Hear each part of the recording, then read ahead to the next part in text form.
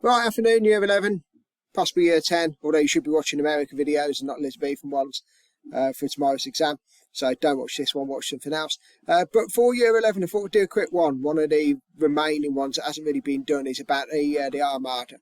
Reasons why it failed and what the actual events were. So I thought I'd break that down into three fairly easy different things. Okay, so this whole slide is about... That's not... Oh, yes it is. Okay, brilliant. This whole slide is about leadership. So we've got the Spanish leadership of Philip of Spain, Duke Medina Sidonia, who's in charge of the Armada, selected by Philip of Spain, and Duke Parma, who's got soldiers in the Netherlands who are supposed to meet with the Armada in Calais, sail to England and get rid of the Queen.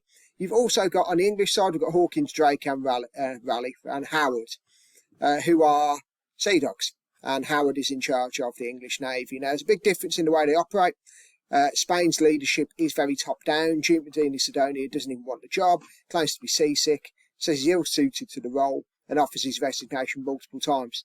So that kind of shows you what Philip of Spain's leadership is a little bit stubborn and very much centred on Catholicism, being the most powerful country in the world, but very, very blinkered as to how a war at sea is going to be fought, and just thinks that by throwing huge amounts of money, finances and resources at it will do the job no matter who's in charge.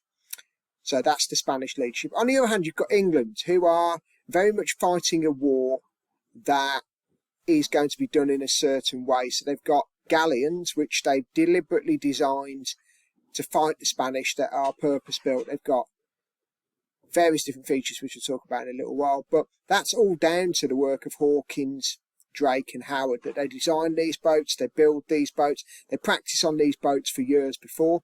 So they've been annoying the Spanish for decades, 20 plus years, that Drake has been perfecting the art of piracy and fighting against the Spanish vessels, which are completely different to the English ones. So the English have a very, very different approach to leadership in this particular example. Drake is someone that leads by example, rather than the whole top-down method of Philip of Spain. Very much expects from his men, mucks in with it. Is actually a little bit, I suppose, unusual for the time, insofar that he tries to lead the example rather than sitting there and asking everybody else to do things for him. So the English leadership is often seen as a reason, not just who they are, but the decisions that they make, has been a reason why the Armada fails. Now, next factor is the boats. So Spain, they have these huge, great lumbering warships which are rowed by slaves. They sail in formation. Formation's their strength. Huge numbers in a crescent shape. The idea being that you can close the crescent shape, you can protect the vessels inside, and it's just that the idea that they use on the in the sea is to get alongside other ships and then jump on board and fight hand to hand. Which they consider to be effectively the manly way of conducting warfare. England, on the other hand, as I've just mentioned, have got these high-sided, small crew. They've got lots of heavy weapons, heavy cannons, and they don't want to fight in close combat. All they want to do is sink other ships, steal their treasures, and then move on.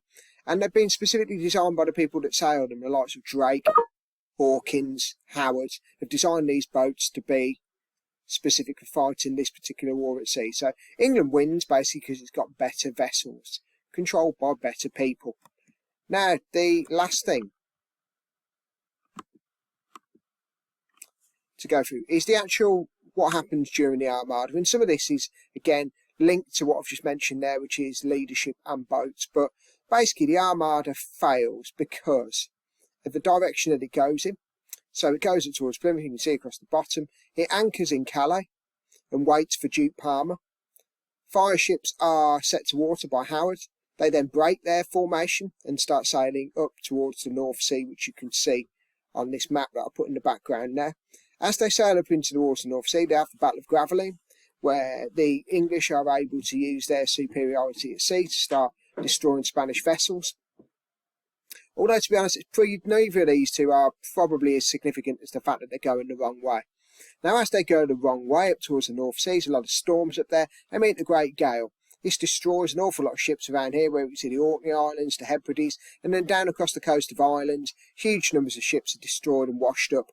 In Ireland, quite a lot of Spanish are washed up off the coast of Ireland, and then the British, who have garrison there, batter them to death. So at the end of the Armada, all these factors come into it, but I suppose what you could say is that the fire ships, again, it's a tactic of the English commanders.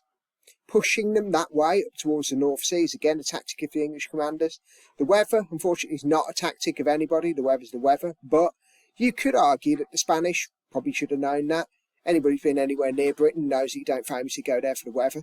So all of these things are going to factor in as reasons why the Armada failed. But broadly speaking, you can put them under leadership and you can put them under tactics as well. But just remember that if you're answering questions about the Spanish Armada. Brilliant. Thanks for listening. Hope you haven't aged while doing this video, which one of the people that's watched my videos recently said that I'm doing over the course of my YouTube career. I haven't put a filter on this one, so I'll let you be the judge of that.